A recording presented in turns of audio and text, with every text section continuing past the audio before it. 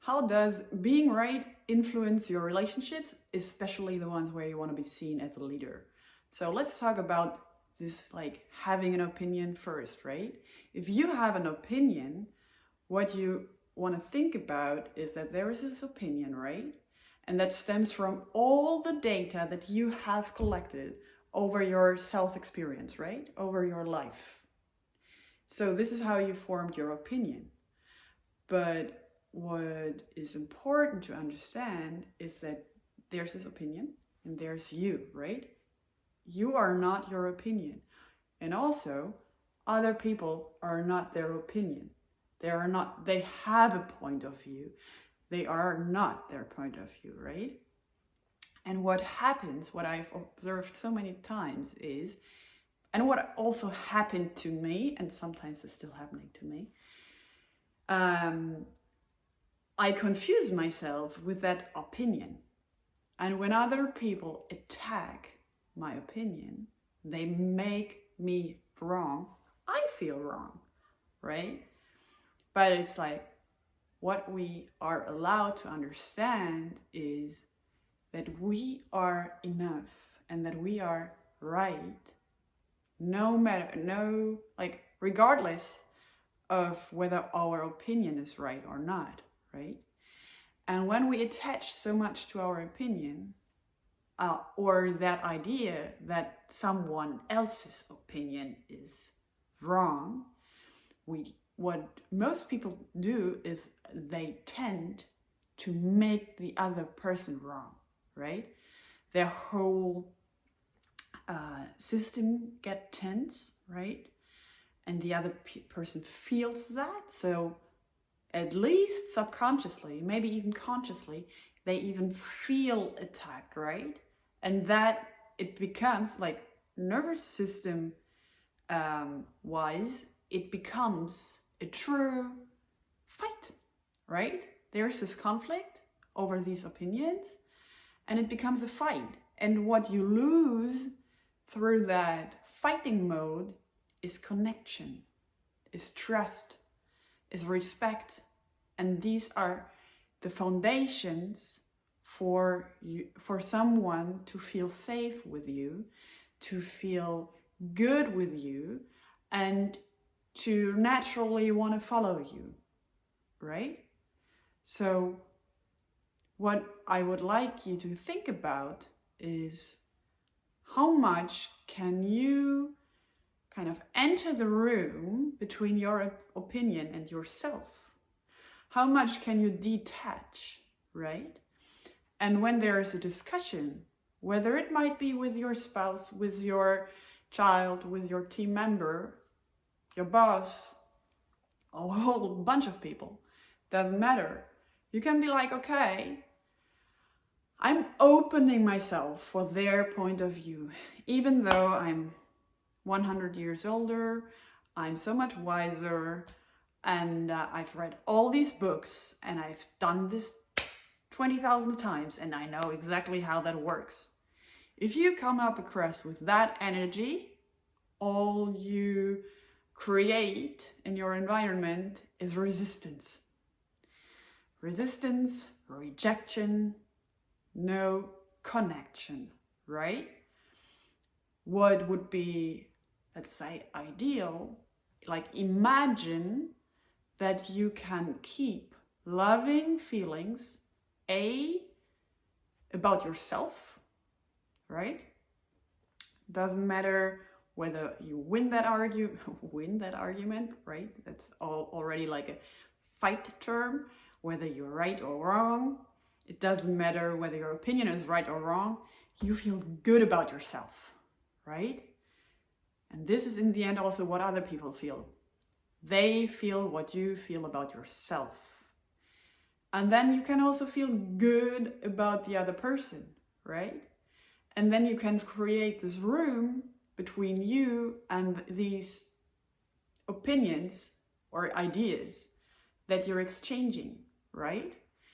And if at a certain point, right, let's assume you're the leader, so you're assigned that leadership position, then you have this 51%. Also with your child, you have these 51% on decision making, right? Because you're having the responsibility. And if at some point it's like you can't really figure out, you can't agree on one point of view, still let them understand that you heard them, and don't just use that, like the words like that they are written in another book, like, oh yeah, I see you, I heard you. No, really, like, understand you. What do you need in order to come my way and still feel good about it, still feel safe? Maybe someone really needs to raise that risk, or to put it somewhere so you still have it in mind. Or you can also offer like, hey, if you really like insist of this being a risk, of this being a problem, or of this being better, what do you think of going to like a third party for? Or let we do some research, or anything, or just ask them, hey, could you trust me on that one? Right? Like, it depends on how the other person is feeling about their opinion, right? What is it that they have to say? But really make it about the exchange. Get people where they are. Otherwise, you create this resistance, you create this rejection. And also with other relationships that you're having, once you start fighting about being right, there is this loss of connection.